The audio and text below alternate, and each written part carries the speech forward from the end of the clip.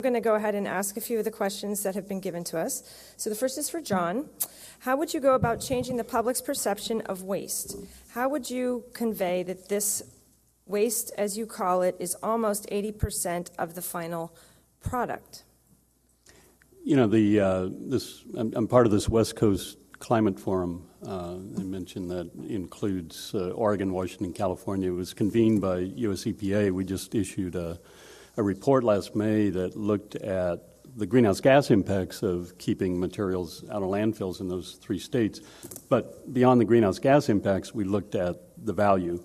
And the important thing of the report, I think, is that it was issued by EPA, and so it had to go through a tremendous amount of internal review to get their buy-off on it. But part of the report talked about the value, okay? And I'm reminded of a workshop I did for middle school kids recently where I brought in materials and we talked about what was recyclable. And the kids were so sophisticated, they could tell the difference between a green wine bottle that they couldn't take back and get paid for and a brown beer bottle that they could get back.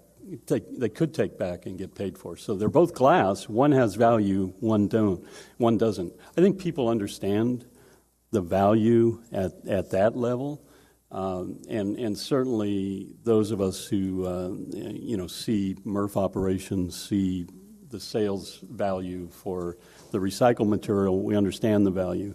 The important part, I think, Heidi, what's missing a lot in the equation, and it wasn't part of the EPA report, is that when you go to a landfill, the landfill, you don't go up to the landfill and say, how much are you paying for the trash today? It's the reverse. You're paying them for that.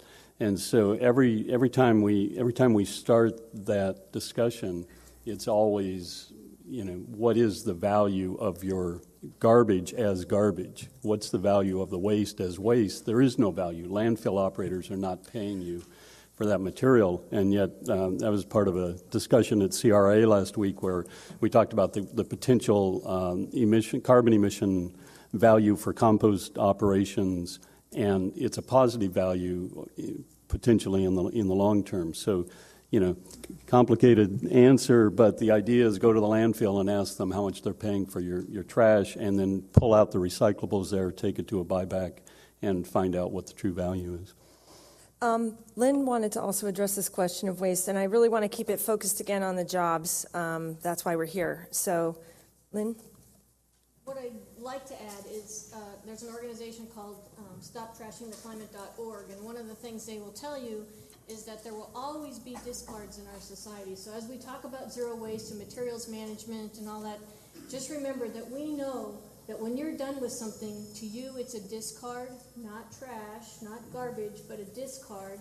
And at some point we will find another place for that discard to become a resource for someone else, just as things do in nature. So that's what we're actually trying to get people to realize when we talk about trash and we talk about garbage, is remember that what you no longer value or has value to you is a value to someone else in some other process. Right. So because of that, that's how we look at building jobs and making things happen, because I will take that product now and I make it into something else. So by changing the mindset of what we call it and how we think about it, that's where the job creation comes in. That's where new markets, new products, new ideas. And then mentioned nature, and that really there is zero waste in nature. Everything is working to recycle and make it a feedstock for the next biological process. Actually, waste is a concept that we created, but nothing in this universe that is a big circle, this planet, it's a contained system, and there is no waste. So we actually created it, so we're just trying to get back to the natural process of, everything has another life. And resource recovery parks are a great job creator. I mean, it's one feedstock for one company came from as a waste of another, and that's a wonderful concept and very big part of the zero waste movement. And there was a discard from another company, exactly.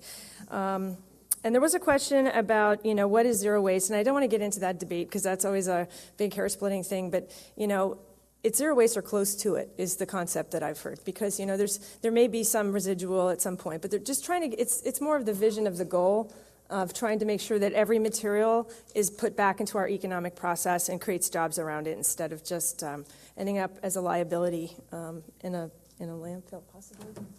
So let me look at another question here. I know Cindy Nelson from Elk Grove would like to have the next bin summit in Elk Grove, so already we're getting an opportunity there. Thank you, Cindy.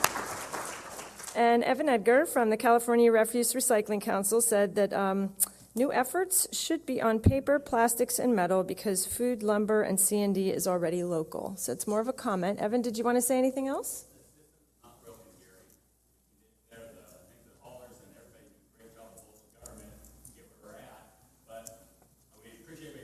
Get your mic there.